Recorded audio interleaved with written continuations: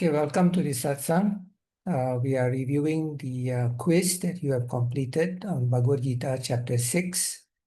We have also, in the previous slide, mentioned that the sources of information that we used, and also with the blessing of Gurudev, we have come up with the contents for this class. So in our last satsang on the Bhagavad Gita chapter 7, part 2, where we covered verses 18 to 30 of chapter 7, Lord Krishna told Arjuna that those who took shelter of him, striving for moksha from old age and death, they come to know Brahman, the individual self, and the entire field of karmic reaction. So they get to know three things.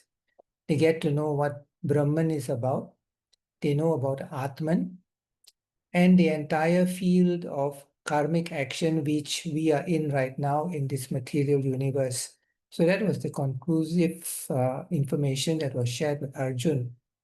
So in the second last verse, Lord Krishna told Arjuna, Te Brahma Tadviduhu Kritsnam Adhyatmam Karma Chakhilam, which means intelligent persons who seek liberation are actually Brahman. They have purified their consciousness, so they are actually Brahman. Because they entirely know everything about transcendental, which means you know about the spiritual universe, and you also know about fruitive activities which occur in the material universe. So you know about both. So such is what Lord Krishna calls intelligent persons. So the start of chapter 8, Krishna is telling Arjuna in the end of chapter 7, this is what you achieve. So now Arjun, being a very intelligent person, that is why Lord Krishna is addressing him, he has very good questions to ask. He seeks clarifications on this exact same descriptions. So he urges Krishna to tell him about the nature of God. Kim tat Brahma? What is the nature of God? What is the nature of the soul? Kim adhyatmam? The self. Okay. What is action? Kim karma? He also asks Krishna to explain what is proper worship and sacrifice, adi yajna, and how to be with God at the time of death, prayana kale cha katham. When I'm leaving my body, how can I be with you? So these are fantastic questions which Arjun is asking. 5 fantastic questions. Okay. So Krishna then explains that true freedom is actually union with deathlessness. That is true freedom. Because as long as we have this temporary body, we are saying, oh, I don't know when I'm going to leave this body. So we are not free in that sense. So true freedom is to be in union with deathlessness, which means no more samsara, no more reappearance again and again. The yoga with that which will not perish. And what is that which will not perish? It is God. It is the spiritual Atman. Okay. So real action. What is real action? Is the super souls, Paramatma. Paramatma is the super soul. We are Atman. So Bhagavan is Paramatma. His creative power that causes the whole world and the cosmos to be, because he created this universe. That is the real action.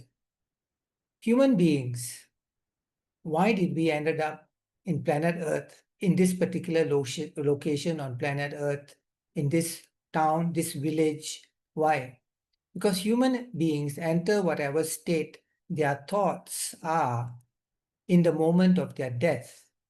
If those thoughts are on the Supreme Lord, they will regain yoga, union with the Supreme Lord, and the cycle of birth and death, samsara, stops.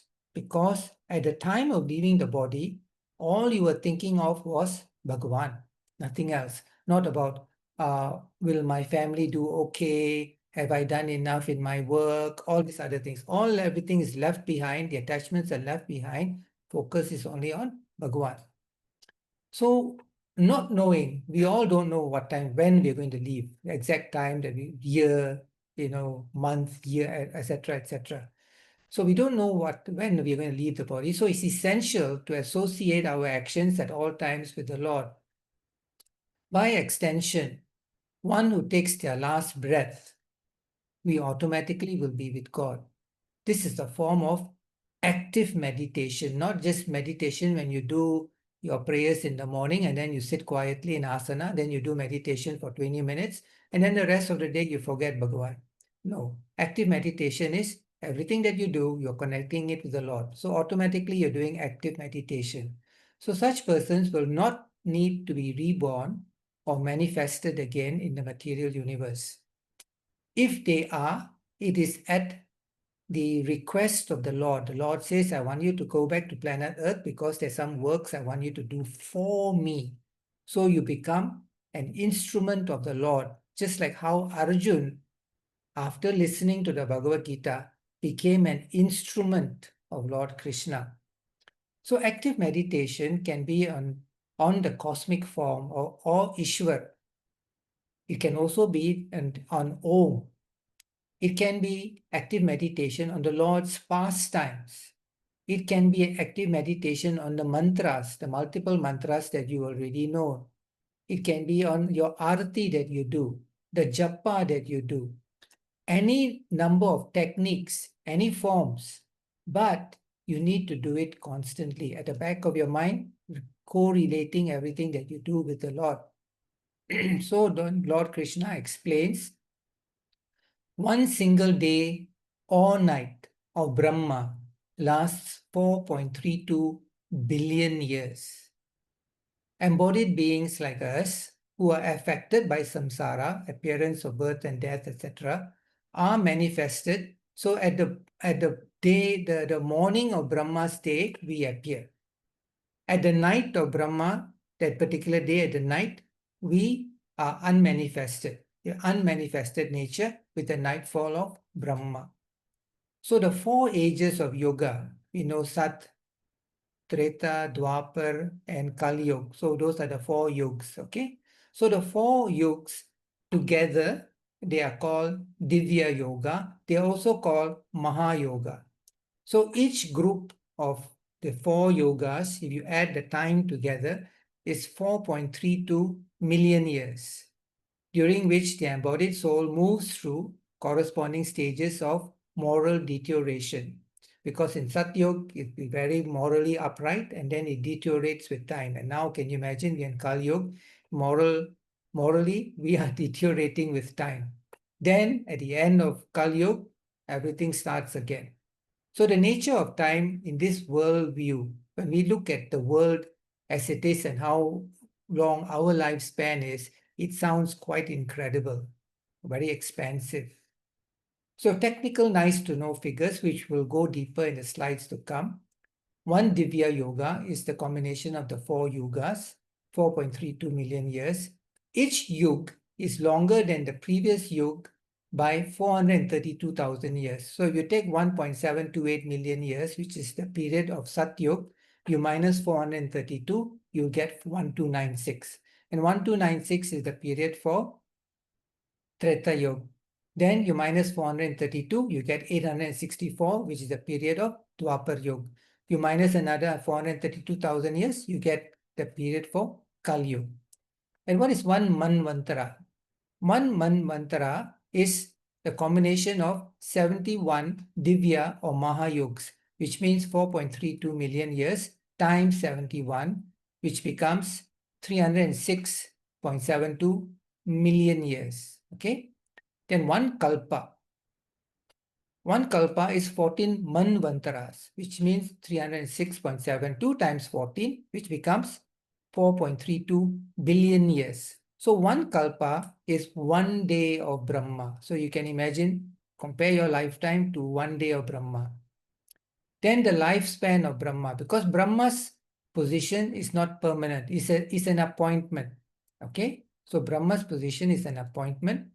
So his appointment is for 311 trillion years, because it's 4.32 billion 1 day times 360 days times he lives for 100 Brahma years.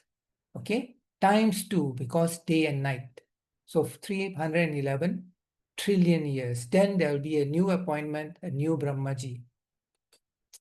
So when the night of Brahma ends, all those who were in hibernation, because we all get we are not manifested, okay? So, and when the night of Brahma ends, we all get remanifested. In other words, if we still exist at the night, by the time the day of Brahma ends, we still are in samsara. We become frozen. We are unmanifest for that period. And then during the day of Brahma, you can say we thaw, okay? We reappear in the beginning of the day. This goes on forever in a cycle, cyclic action, okay? Not linear, cycle, okay? Rather than linearly. Keeps on happening again and again, unless we break out of the circle. So having known this, once you know this, you realize that what a pitiful state we are in. We are caught in this endless cycle of creation and dissolution. We think we are free, but actually we are prisoners in this material universe. Keep on going cycle after cycle, appear, disappear. Okay, going round and round and round. Only those who put the effort in to come out of this endless cycle, they attain Ishwar. They reunite with Bhagavan. Okay? So urging us, why is Bhagavan giving us all this information? He wants us to go back to where we belong, not be in this prison house. He's urging us to take steps towards achieving moksha. That is the main message of this chapter, that you know your situation, what a pitiful situation we are in, and we can make our journey back. And that is the gist also of the Bhagavad Gita as a whole, to have this information so that we can make our journey back home. Okay? So beyond the manifestation, okay, the day of Brahma, everything is manifested. And we can appreciate, for example, the solar system, this Milky Way, this universe. There is another unmanifest state, okay, the original existence. When all things are destroyed with cycling of the universe, it doesn't mean the original existence ceases to exist. The spiritual universe always exists. Whether it is Brahma's day or Brahma's night, the spiritual universe is not affected. Okay? So that unmanifest state of original existence is not affected by the material universe. So Krishna says that those who reach this state, if they achieve going back to the spiritual universe, the supreme dwelling, they will not come back here. As I mentioned, if you come back, it'll be on request of Bhagwanji, asking you to do a particular task while you are here. Okay? Unless it is for specific purposes to serve him, to serve the Lord. He calls each of these rare individuals who come back to serve him Mahatmas. Okay? So now we will proceed with the questions. But so far, any questions from your side, please? Okay, we will continue. So in the first question, I know that this class is small, so reading will be a bit difficult for you. So I shall read one and then I'll alternate. I'll ask one of you to read the next one. Okay, so we'll alternate that way. So in this one, I will do the reading. This is in reference to Bhagavad Gita verses 8.1 and 8.2. The question was, what are among the questions that Arjuna asks Lord Krishna in verses 8.1 and 8.2? And in 8.1, Arjuna inquired, O my Lord, O Supreme Person, what is Brahman? What is the self? What are fruitive activities? What is this material manifestation? What are the demigods? Please explain this to me. And then in verse 8.2, he says, how is this Lord of sacrifice? How does this Lord of sacrifice live in the body? And in which part does he live, O Madhusudana? And how can those engaged in devotional service know you at the time of death? So it's very wonderful questions he asks for our benefit. Okay. So which were among the questions he asked, and everyone got it right, which is answer C. What is Brahman and the self? What are fruitive activities? What's the meaning of fruitive activities? Very quickly, where you do something and you're expecting something in return. Okay, so fruitive activities is not actually, is not to say not actually, is not karma yoga. Karma yoga is selfless action. But when you do fruitive activities, you can also use the phrase a matlabi. What is in it for me? That is the fruitive activities. Okay. And then how does the Lord reside in the body and how is he to be remembered at death? Okay. So this slide is for your reference. In the second question, now may I please ask Rakita Mataji, can you please read verse 8.3? Yes, sir. The Supreme Lord, the indestructible, transcendental living entity, is called Brahman. Uh, Aksaram Brahman Paramam. Para Param Pararam Paramam. and Paramam, and his internal nature, Subhavam, is called self, Adhyatam, Adhyatmam. Adhyatmam, action pertaining to the development of these material bodies, Bhutam, Bhavam, Bhavyam, Udbhavyam, and Karaha, is called karma or fruitive activities. Thank you, Mataji, and thank you for trying to read Sanskrit. It's not easy, but you made a good effort. Thank you so much. So this is what the Lord replied. So how does Krishna describe Brahman, Adhyatma, and Karma? So the answer again, everyone got it right. The supreme indestructible entity is called Brahman. Okay. One's own self is called Adhyatma. The actions pertain to material personality of living beings, and the development are called karma or fruitive activities. That is why in the earlier classes, we say, if you dedicate all your actions to Bhagavan, you do not participate in karma anymore. No more reaction. You are just doing actions without the reactions coming back to you. But as long as you do things with some motive or you have ownership, rather than saying I'm just playing a role here, then it is considered a fruitive activity. Okay. So here the additional information I'd like to share with you. My apologies. The Supreme Lord said that this indestructible living entity is called Aksharam Brahma Paramam, okay, which is what Mataji read. And its eternal nature is Swabhavaha. Okay, that is eternal nature. And the self is called Adhyatmam. Okay. On the next question, number 3, this one, I will read the verse. It's related to Bhagavad Gita 8.5. Those who relinquish the body while remembering me. So when you leave your body, think about Bhagavan. At the moment of your death, you will come to me, Bhagavan says. If you remember me at the time that you're leaving your body, you will come to me. And then he makes a very powerful statement here. There is certainly no doubt about this. Okay, certainly no doubt about this. So the question here is, what happens to those who remember the Supreme Lord at the moment of death? Answer, without a doubt, such a person attains the nature of the Supreme Being and goes to the abode of the Supreme Being, which means our nature, our spiritual nature, becomes identical with the supreme nature of the Supreme Lord. Okay, so our nature is identical, then we achieve yoga, union with the Supreme Lord, where in the abode of the Supreme Being, which is never manifested, they consider the unmanifest. So irrespective of period, whether it's day of Brahma or night of Brahma, it exists. So again, this additional information here at the bottom of the slide, okay?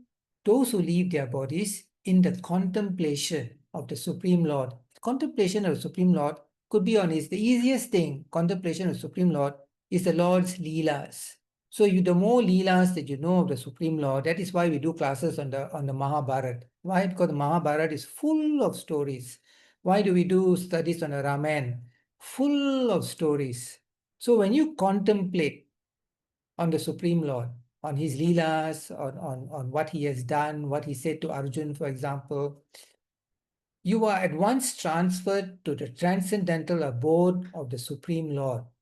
So the word smaran, okay, smaran is in the second sentence here. Smaran muktva kalevaram. So the word smaran, remembering, is very important. This will not be possible for the impure whose consciousness is not absorbed in the transcendental names, forms, virtues, pastimes of the Supreme Lord. So if you've been doing it regularly, it'll come naturally to you. You'll remember Bhagwan's names, his forms, his virtues, his leelas of the Supreme Lord.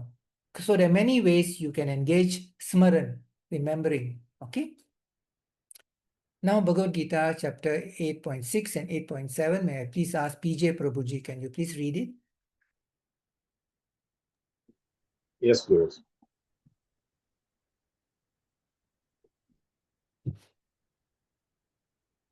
Yeah, whatever one remembers. Whatever one remembers upon giving up the body at the time of death, O son of Kunti, one attains that state being always absorbed in such contemplation. Bhagavad Gita 8.7, therefore, always remember me and also do your duty of fighting the war with mind and intellect surrendered to me. You will definitely attain me. Of this, there is no doubt. Thank you, Prabhuji. Okay, another very simple misunderstanding. Oh, this information is for people who are going to war. The fact is, every day in this material universe, we are going through multiple wars every day. Okay? There are many, many wars. Some are a bit more difficult. These are all the challenges which we face. So it is exemplified by Arjun fighting the battle of Kurukshetra. But if in the process every day, when we are facing all these multiple challenges, we keep remembering the Lord and we engage those challenges. We don't say, I give up. You engage those challenges with mind and intellect surrendered to the Lord. What does Lord Krishna say? You will attain me. Of this, there is no doubt. So go ahead, fight your battles. Okay? But at the back of your mind, remember the Supreme Lord. And when you fight your battles, of course, do it with dharma. If you are adharmic battles, no way you're going to achieve the Supreme Lord. Okay? So now the question number 4 here was, whatever one remembers upon giving up the body at the time of death, one attains that state, being always absorbed in such contemplation. Therefore, what should a person do to avoid samsara, the repeated cycle of birth and death? Very easy. Always remember the Supreme Lord and do your karma yoga. Okay, fight your battles. Don't give up. Fight your battles. But remember the Supreme Lord. So here there is a famous story of Maharaja Bharat. Okay, he was a very virtuous person who got attracted to a deer. There's a long story to that.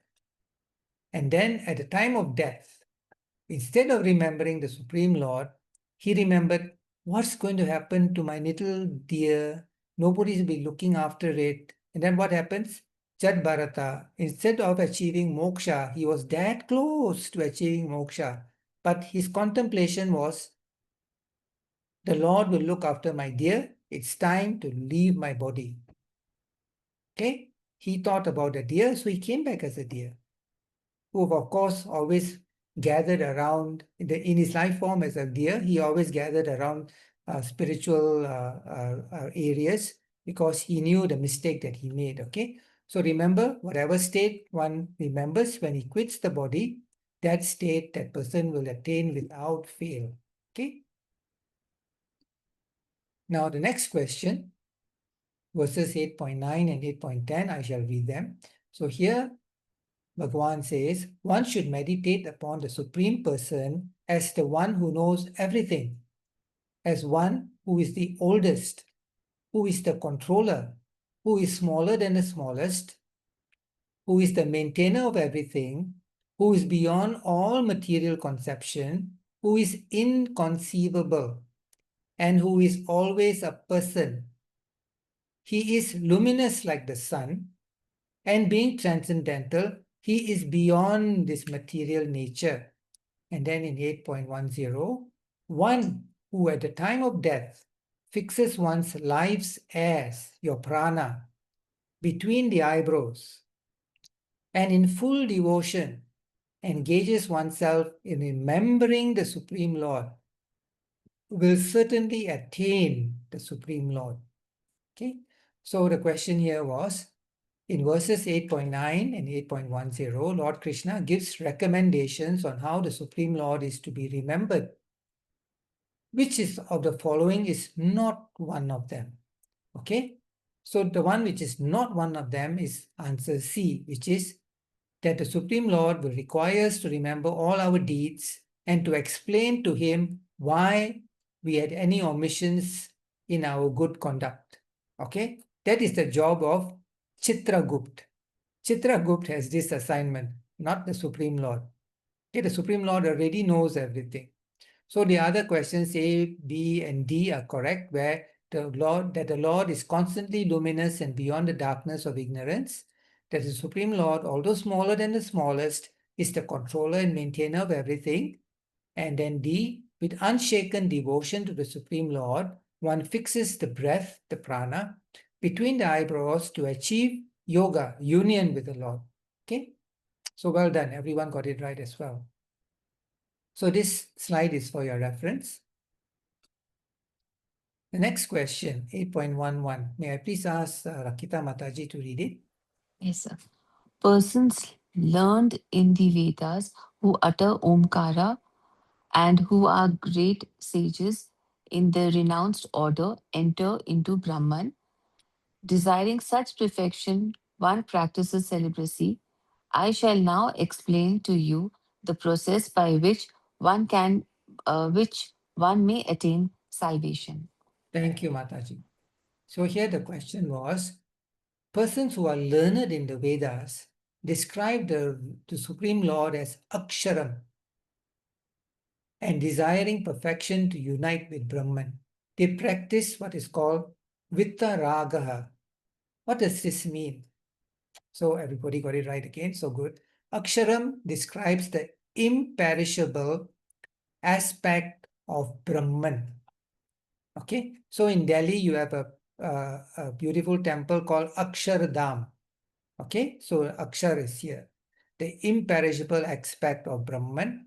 And Vitta Ragaha is freedom from attachment, because Raga means attachment. So Vitta Ragaha, freedom from attachments or sensual desires.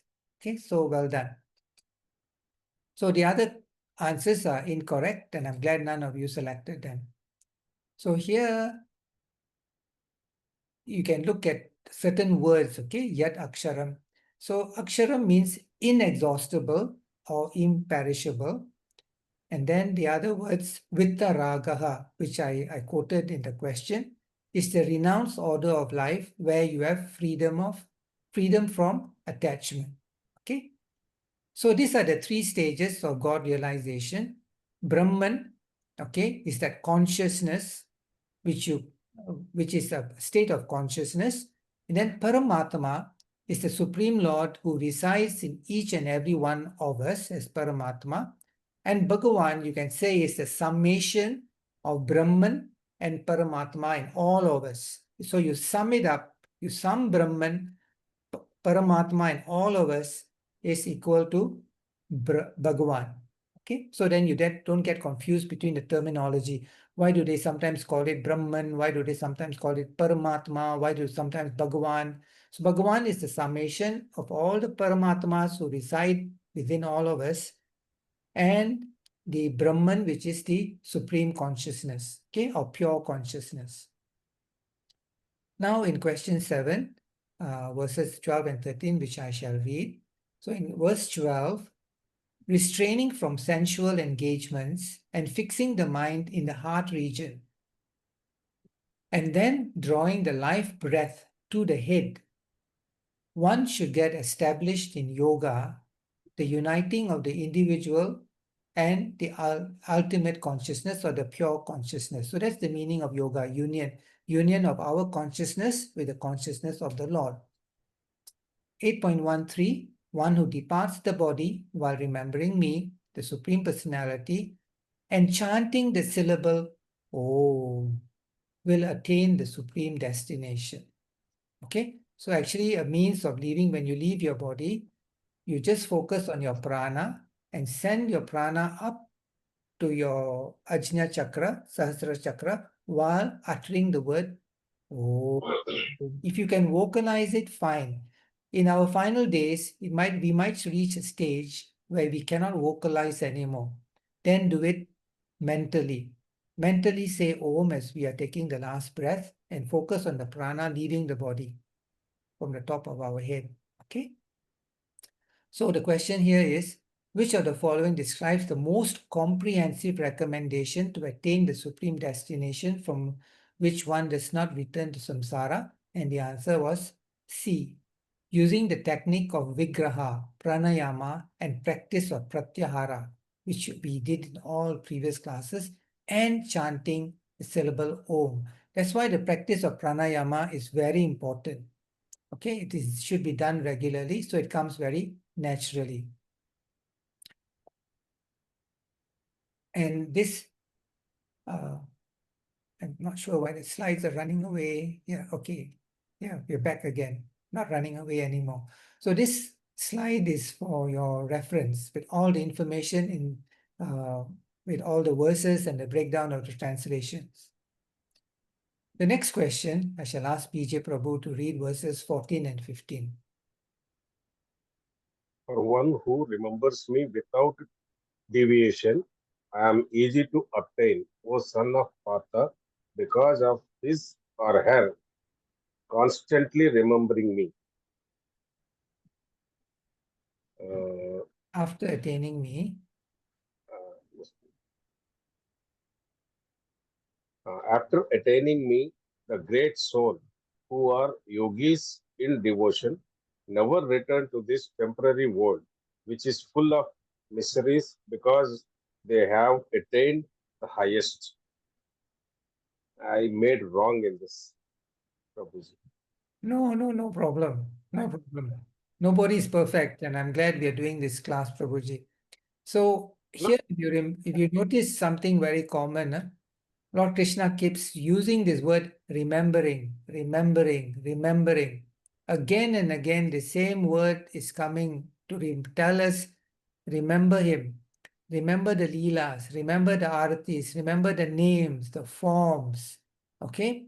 Many ways to remember. Choose whichever ways are more better for you. Okay? So, how are the great souls, the Mahatmanaha, achieve the highest perfection? Samsiddhim Paramam. Okay? Easily obtainable by remembering the Supreme Lord constantly. That is it. Okay? So here, again, this slide is for your reference, okay, so that you know the translation for the verses. We look at question number 9 now. This one I will read the verses 16 and 17. So in verse 16, from the highest planet in this material world, which is known as Brahma Loka, down to the lowest, because there are 14 planetary systems, from Brahma Loka all the way to Patala Loka, down to the lowest, all are places of misery, wherein repeated birth and death take place. But one who attains my abode, which means the supreme universe, O son of Kunti, never takes birth again. And then here he says, by human calculation, one day of Brahma, which is known as a kalpa, lasts 1,000 cycles of the 4 ages, the Mahayogas. So 1,000 Mahayogas is one kalpa. And his night is the same span of time. the wise who know and understand the reality about day and night.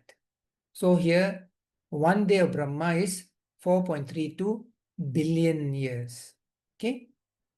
So the question here was, what are the highest planets in the material world, and by human calculation, how long does Lord Brahma live if he lives for 100 years? So the answer is answer C. Okay, so I'll stand by. So the answer C is at the bottom of your slide here on the left. Brahma Loka is where Lord Brahma lives. Each year of Brahma is 360 days and the same number of nights. Brahma lives for 100 celestial years, not human years, celestial years. Thus, the total age of Brahma is 360 times 100, which is 8 times 8.64 billion, which is equal to 311 trillion and 40 billion human years, okay? Or 311.04 years, trillion years. So a descriptive diagram here. So a Divya Yoga at the bottom here. The Divya Yoga is the combination of the 4 yogas. So you have Satya Yoga, Treta Yoga, Dwapar Yoga, Kal Yoga, each one longer than the previous one by 432,000 years. So the 4 of them together is called a Divya Yoga. It is also known, same meaning as a Maha Yoga. So here is one Maha Yoga, is a small portion of a Manvantara. Why? Because there are 71 Divya Yogas which form a Manvantara. Okay? Each Manvantara is ruled by one Manu. This is not Brahma, it's Manu. So each Manvantara is ruled by one Manu. Who is a Manu? Is a lawgiver or progenitor for that period. For that specific period, there is a Manu. There are 14 Manvantaras. Hence, there are 14 Manus for each day of Brahma. For each day of Brahma, there are 14 Manus. Okay? Then 71 Manvantaras, it becomes there here as one of the Kalpas here. It is 71 Manvantaras form one Kalpa, and they are all the Kalpas here. Okay? And then at the end of each period or each day of Brahma, when he goes to sleep, okay, the nightfall, there's partial devastation. So everyone who is still in the material universe ceases to exist. And then in the day of Brahma, we reappear. So you add all together, the life of Brahma, 311.04 trillion years. Okay. So this is a prayer which you probably would have done a few times or many times already during pujas, where the pujari will be saying quite quickly, he might be asking you to repeat after him, or sometimes he just says it himself. He will say, Srimad Adi Varaha Kalpe Vaivasta Manvantare Asta Vimshati Tama Kali Yuge Pramatama Pade Jambu Dvipe Bharata Varshe Bharata Kande Mero Dakshine Parvashe Jambudvipa Bharata Varsha Bharata Kandakar Vartini Bharata Deshi Navadili Nagare Shri Vishnu Agnyaya Pravartamana Subha Tittao Shubha Nakshatra Shubha Yoge Shubha Karane Aham Asya Karmanaha Nivarha Nartam Sri Paramaishwara Priyartam Idam Karama Karomi. So he's rattling this at the puja. Okay, it could be a havan. He's rattling this. Why is he saying this? Very important. Because he's bringing the divine celestial forces to this exact location, in this exact time that this prayer is to be done. Okay, so it is a very good thing. So the translation very quickly, in this sacred Varaha Kalpa, so the Kalpa, the day of Brahma that we are in now is called the Varaha Kalpa. My apologies. And who is the Manu? Remember I said that 14 Manus in each Manvantara. So it's a reign of the Manu for our period now is called Vaivasta. Vaivasvata. So he is the Manu for this Manvantara. Which Kali Yuga is this for this period? It is the 28th Kali Yuga. That is why Astavimshati Tame Kali Yuge. So the 28th Kali Yoga. And we are in the first quarter. Why? Because this Kali Yuga only started 3,100 years BC. So we are about 5,000 few hundred years into the Kali Yuga. So it's the first quarter. On Jambu Dvipa. Jambu Dvipa are the great continents of planet Earth. In the region of Bharata Varsha, in the land of Bharata, in the region of Bharata, on the southern side of Mount Meru, in the division of Jambu Dvipa, Earth, Bharata Varsha, and Bharata Varsha doesn't only reflect a lot of, again, this is a misunderstanding. Oh, Bharata Varsha means it is India, Indian subcontinent.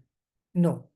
Bharata Varsha is anywhere where you can spiritually, where moksha can be gained. Okay, that is a proper translation of Bharata Varsha. Then Bharata Kanda subdivision.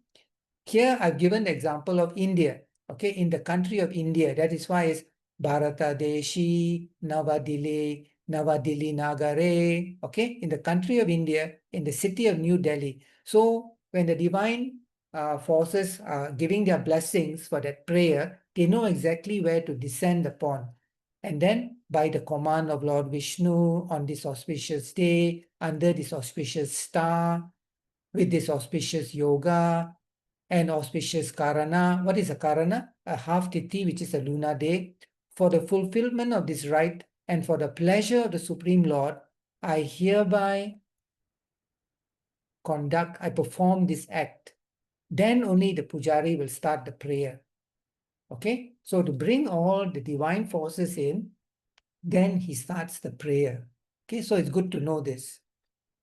So now, this slide is for your reference. Now we go to the next question, verses 18 and 19. PJ Prabhu, can you please read verses 18 and 19? Yes, sir. When Brahma's day is manifest, this multitude of living entities come into being. At the arrival of Brahma's night, they are all merged into unmanifest. Again and again, the day comes, and this host of beings are active. And again, when the night falls, O Partha, and they are helpless, dissolved. Thank you, Prabhuji. I hope now this is much clearer to you. The day of Brahma, we all appear. The night of Brahma, we are helplessly dissolved. We do not have, we become unmanifest. So what happens during Lord Brahma's day and Lord Brahma's night? Basically, the answer was all of the above. During the day of and night of Brahma, Lord Brahma oversees all material creation in the lower planetary systems. Lord Brahma's waking period is denoted by living entities being active, and his night by all activity ceasing. With the start of each Brahma's day, living entities are manifested. At night, as Brahma sleeps, all the living entities are not manifested. This cycle of Lord Brahma's day and night only affects those who are under the influence of Aparashakti.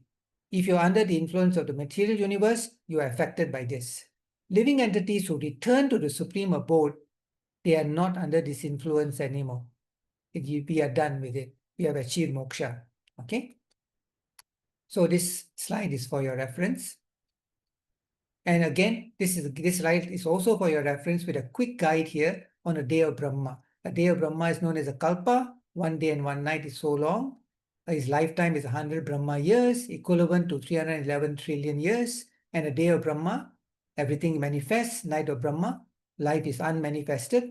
And Brahma's 12 hours is 4.32 billion years. That's why 1 day and night of Brahma is times 2. And then you need to multiply that by 1,000 to get his total lifespan. Okay. So now we will go through verses 2.0 and 2.1. This one I shall read. So in 2.0, yet there is another nature which is eternal and transcendental to this manifested and unmanifested matter. It is supreme and is never destroyed, annihilated. Okay, when all in this world is annihilated, that part remains as it is. So it's not affected by the day or night or Brahma. There is another supreme region. And verse 21, that supreme abode is called unmanifested and infallible. Infallible means you cannot find any fault with it. It's perfect. And it is the supreme destination. When one goes there, he never comes back. That, Lord Krishna declares, is my supreme abode. So what is that Supreme Lord's nature that is never annihilated, and what is special about it? So good that everyone got it right. It is the eternal, unmanifested dimension. This is the Lord's supreme abode. Upon reaching it, one never returns to this mortal world. Okay, why mortal world? Because samsara, birth and death. So these are the incorrect answers, okay, for your reference. Again, this slide is for your reference. Question 12. May I please ask Rakita Mataji, can you please read verse 11? Yes, sir. The Supreme Divine Personality is greater than all that exists, although He is all pervading and all living beings are situated in Him, yet He can be known only through devotion. Thank you, Mataji. Again now, first he tells us to remember him, and then he says, how can the Lord be known? Only through devotion, bhakti. Okay, you can only know the Lord through devotion. So the question here is, the Supreme Personality is greater than all that exists. He's everywhere. That's the meaning of all pervading. Okay, he's everywhere. And all living beings are in him. Yet, what is the only way that he can be known? Although we are in him, what is the only way to know him? Through devotion. Okay. And again, this slide is for your reference. And 23 and 24, 23 and 26. Intentionally, I jumped because these are more closely related. Okay, 23 and 26. So 23, O best of Bharatas, I shall now explain to you the different times at which passing away from this world, one does or does not come back. And in verse 26, there are two ways of passing from this world, one in light and one in darkness. One passes in light, does not come back. The other passes in darkness and returns. A common misunderstanding of this is, if you pass away during the day, you don't come back. If you pass away at night, you come back. Misunderstanding number one. Here, the light means enlightenment. Do you know your situation? Have you made steps to achieve enlightenment, self-realization? That is the light being referred to here. The darkness, which is being referred to here, okay, in the darkness, which means you are in ignorance. So you're passing away in ignorance, okay? So that is the takeaway. So the question here is, what are the different times or ways of passing from this world, and what are the different outcomes? So both A and B are correct, which are, the person who passes away enlightened does not return to the worlds of birth and death. And B, the one who passes away in darkness seeks temporary gains and has doubts of existence. He, such a person, returns to the world of birth and death. Okay? So, again, this slide is for your reference. Now, may I please ask PJ Prabhuji, can you please read verses 24 and 25? Those who know the Supreme Brahman passes away from the world during the influence of the fairy god in the light at an auspicious moment during the fortnight of the moon and the 6 months when the sun travels in the north. A practitioner of Vedic rituals who passes away from this world during the smoke, the night, the waning moon, or in the 6 months when the sun passes to the south, or who reaches the moon planet, again comes back. Thank you, Prabhuji. So this is giving now not just the time of passing, but also the period, the time of the year that you leave your body. Okay? So the question here was, which of the following statements of 8.24 or 8.25 is false? And the false one is, under the influence of enlightenment, a spiritual seeker has to repeat the cycle of birth and death. So that's absolutely wrong. If you're under the influence of enlightenment, you do not have to go through samsara again. So answer C is incorrect. Okay? A few of you chose the other answers, but this one is definitely wrong. So I won't go through the wrong answers. You have the slides, so you can refer to them. I hope you didn't choose the wrong one. Okay? By this slide, I'm just going to show you that there are a few words which are translated for your better understanding. Okay? So the smoke here is also not just physical smoke, but something that can cover your proper understanding. So if there is fire, for example, and there is smoke, you might not be able to see the fire. So what does smoke represent? Something that is covering what we really want to know about the true nature of something. Okay, that's the smoke which is being referred to here. Okay. So now we look at verse 15. I will read this in the next one, Mataji, you can read. 8.25. The devotees who know these two paths, O Arjuna, they are never bewildered. Therefore, be always fixed in yoga, the science of uniting our individual consciousness with the ultimate or the supreme consciousness of the Lord. The question here was, why are the devotees of the Lord not overcome with concerns about the two paths in which the soul can leave the body? Okay, because then you're worried. Like a good example is grandfather Bhishma. When he was on the bed of arrows, he was waiting for the sun to come in the northern hemisphere. Then he would leave the body. Okay, so everybody says now, if you leave your body at that time of the year, you achieve moksha. And if you anytime all the others leave in the other part of the year, they will not achieve moksha. That is a very simplistic understanding without knowing the true nature of what the significance is. Okay. So why are devotees not concerned about these two paths? Because they are always fixed in devotion, in uniting their consciousness with that of the Supreme Lord.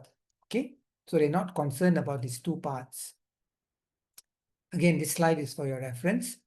Now, verses 28 and actually it should be 28 and 29. I made a mistake. I'm sorry about that. But Mataji, can you please read the two verses? Yes, sir. The yogis who know this secret gain merit far beyond the fruits of Vedic rituals, the study of the Vedas, performance of sacrifices, austerities, and charities. Such yogis reach the supreme abode. Those who use the science of uniting the individual and ultimate consciousness, yoga, gain merit far beyond the fruits of Vedic rituals, the study of the Vedas, performance of sacrifices, austerities, and charities. Such yogis reach the supreme abode. Okay, thank you. And I also have realized something. Why have I named both of them 8.28? Because they are two different references. Two different references explaining the same thing so that you have a more complete understanding. So here, if I take the second one from bhagavadgita.org, so if we use the yoga of uniting our individual and the supreme consciousness, okay, we gain merit far beyond the fruits of Vedic rituals. What are fruits of Vedic rituals? I do a havan because I want to have a peaceful house. I want my children to have good education. Or if they're getting married, I want them to have blessed marriage. So all those are fruits of Vedic rituals. So they are far beyond. When you unite your consciousness with that of the Lord, it is far superior to what merits you get from the fruits of Vedic rituals. The study of the Vedas, which we are doing now, performance of sacrifices, austerities, or charities. So such yogis who focus on uniting their consciousness with that of the Lord, they reach the supreme abode. Okay? So how do yogis reach the supreme abode? 14 out of 18 got it right. Through yoga, the science of uniting the individual and the ultimate or the supreme consciousness. So well done. Okay. Again, this slide is for your reference, 8.28. Now, we will now change gears because that was the end of Bhagavad Gita, chapter 8. But before we go to other questions like what is the Jivan Mukta, any questions from your side, please, on chapter 8?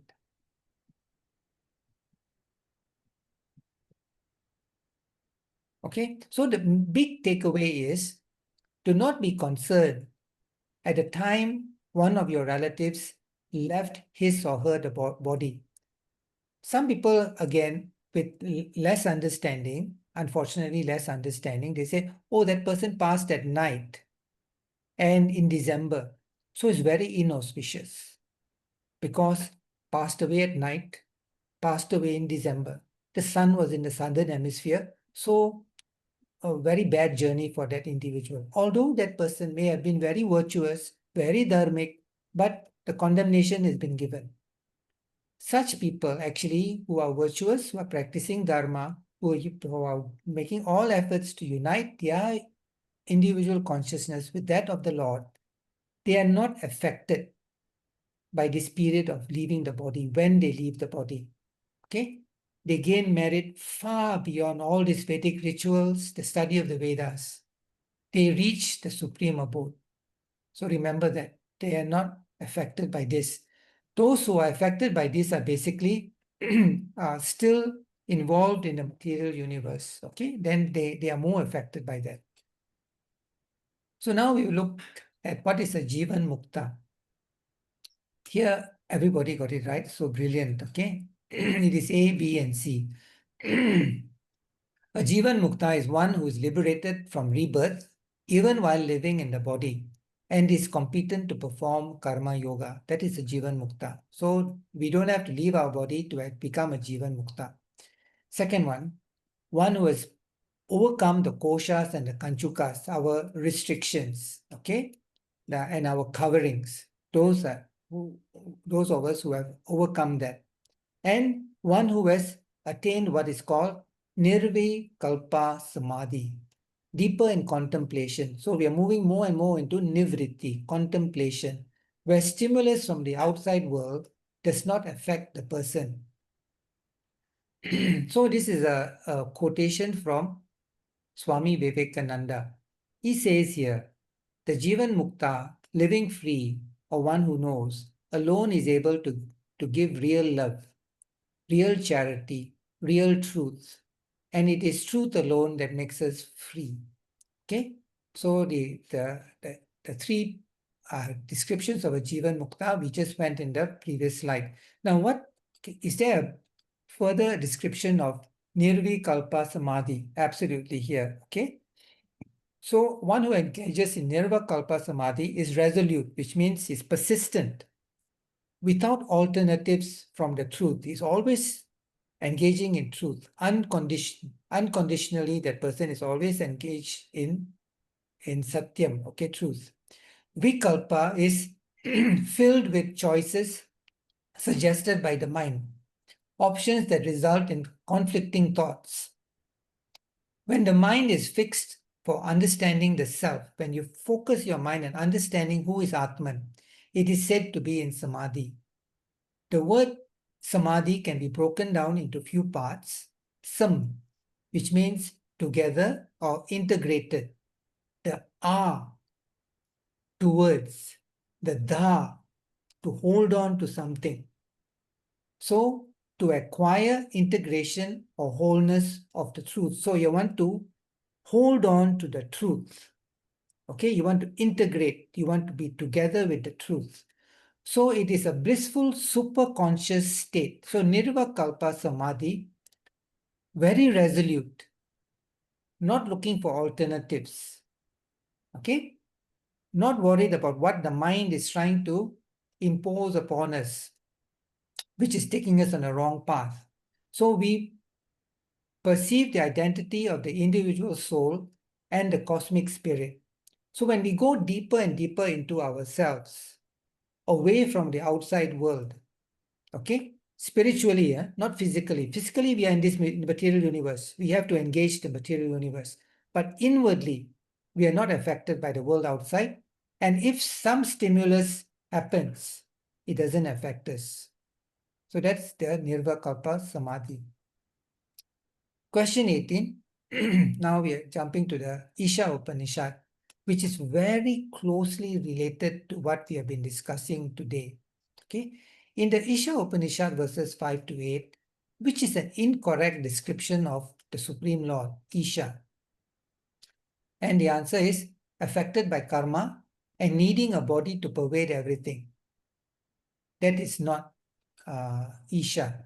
Okay? Because the verses 5 to 8 here say, that moves the Supreme Lord, the super consciousness. If he wants to move, he can move. If he doesn't want to move, he can stay in one place. He is not far, neither is he near. He is within us, yet he is outside of us. That is verse number 5. Then verse number 6. A person who sees everything in relation to the Supreme Lord and sees entities, or everything, everyone, as his parts, who sees the Supreme Lord within everything, seeing Paramatma in everybody, never hates anything. So how can you hate somebody when Paramatma is inside? You cannot hate any being. Okay, so that's verse 6. Verse 7, one who sees all living entities as spiritual sparks, in quality same with the Lord.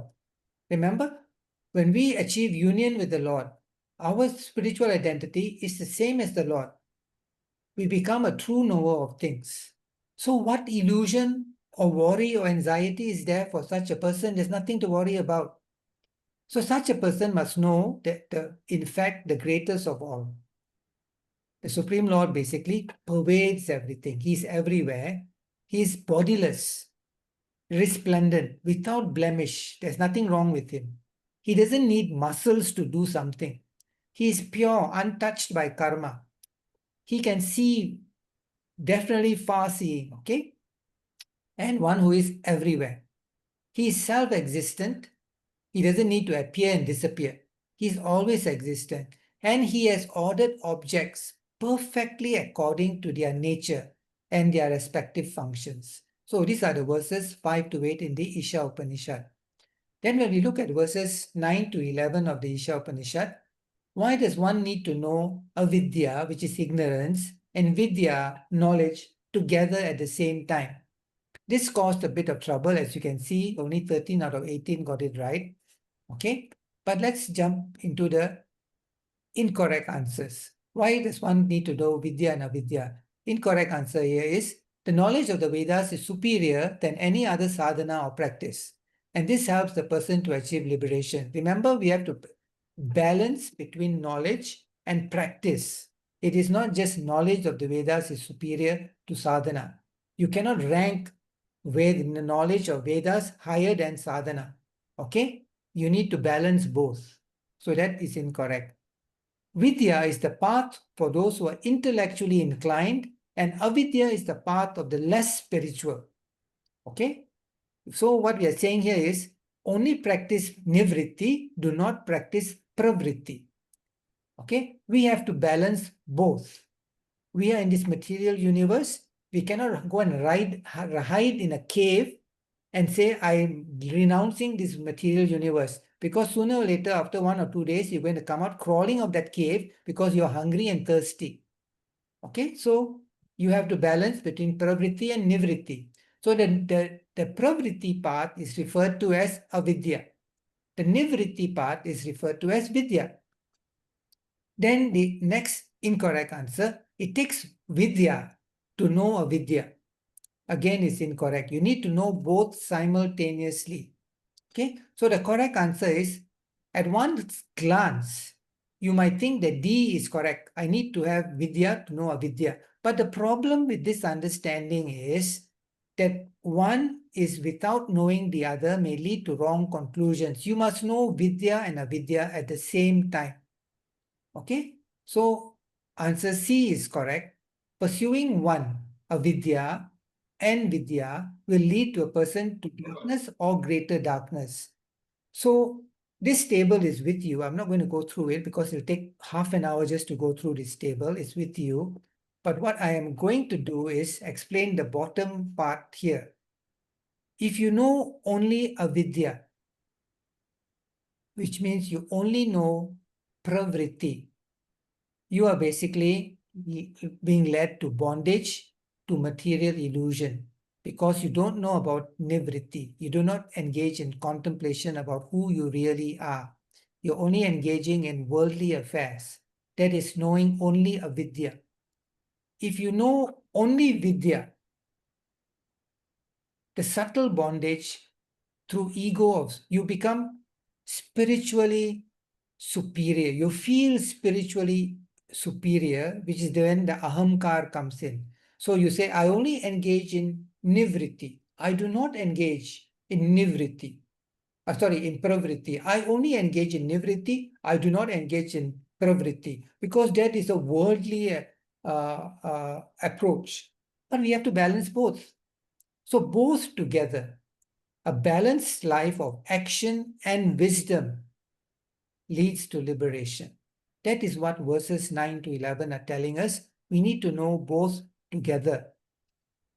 Finally, in the close of the Isha Upanishad, we can correlate it with Bhagavad Gita chapter 9 verse 11. Lord Krishna says, fools make fun of me. They deride me when I descend in the human form.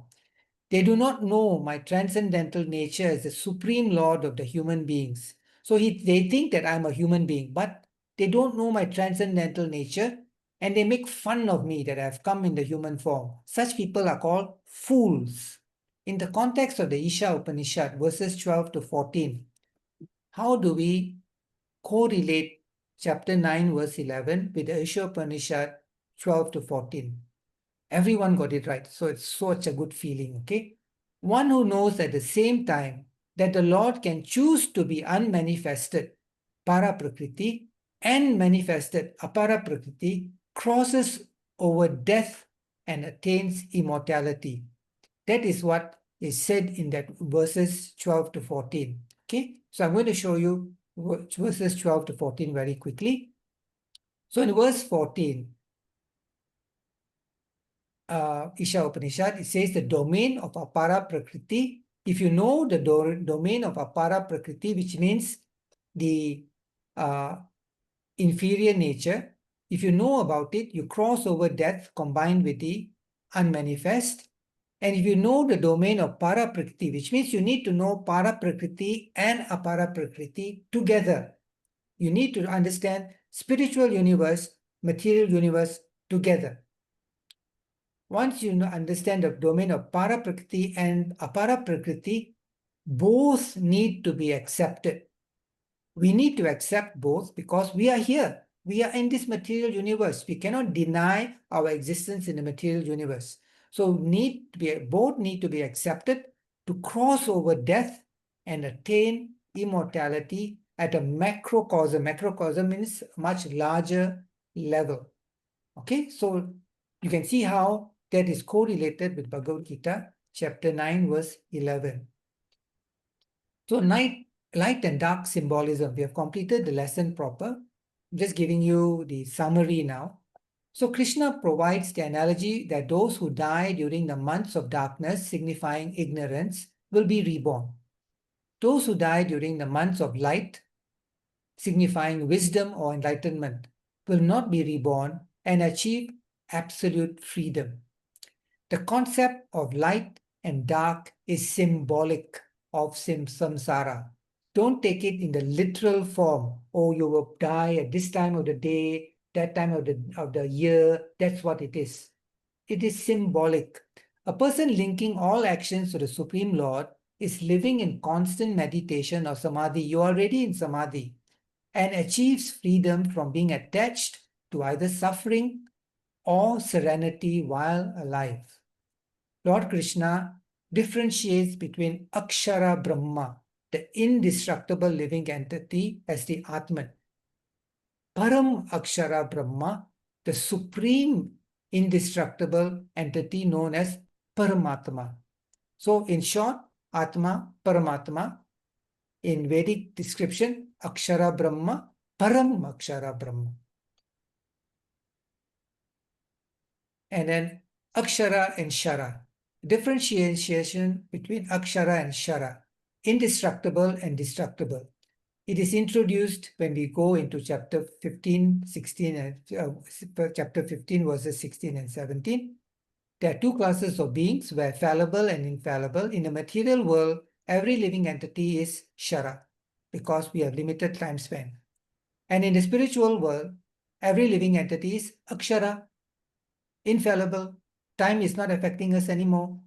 So besides these two, there is the greatest living personality, the Uttama Purusha, the Lord himself, the Paramatma, who has entered these worlds and is maintaining them. Okay, so this is next stage when we move into chapter 15. So the conclusion, how do we achieve Paramam Gatim, the supreme abode? The significant statement is made in chapter 8, verse 20.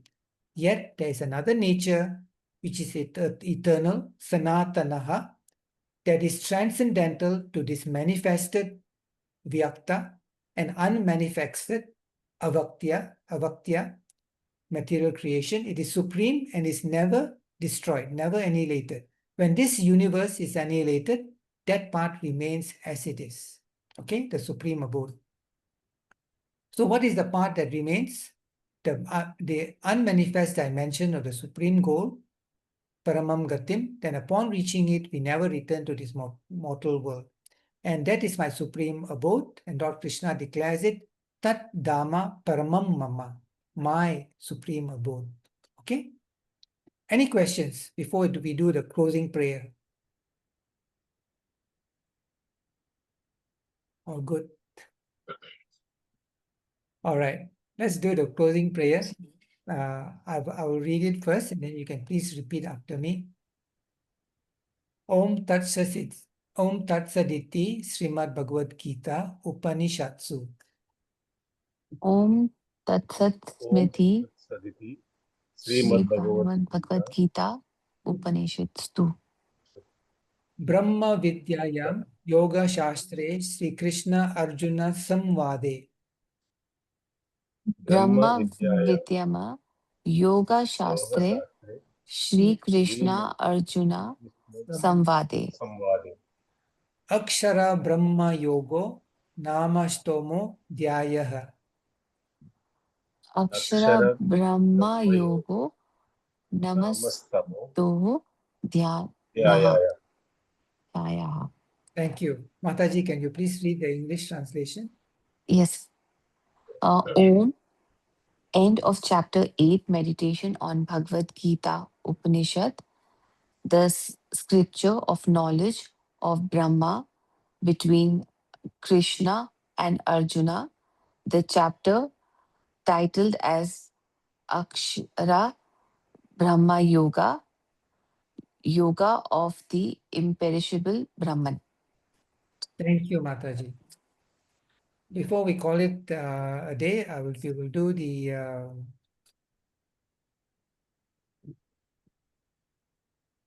Guru Puja. Okay, can please repeat after me? Om Gum Guru Bhyo Namaha. Om Gam Om Gurubhyo Namaha. Om Namo Bhagavate Brahmanandaya. Om Namo Om Bhagavate Brahmanandaya. Om Namo Bhagavate Shivanandaya. Om Namo Om Bhagavate Shivanandaya. Om Namo Bhagavate Vasudevaya. Om Namo Bhagavate Vasudevaya. Prabhujis and Matajis, thank you so much for joining today's class.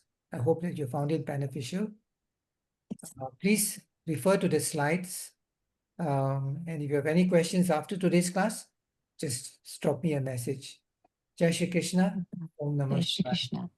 Jai Shri Krishna. Om Namah Shivaya. Thank you, sir. Thank you. Thank you. Thank you, sir.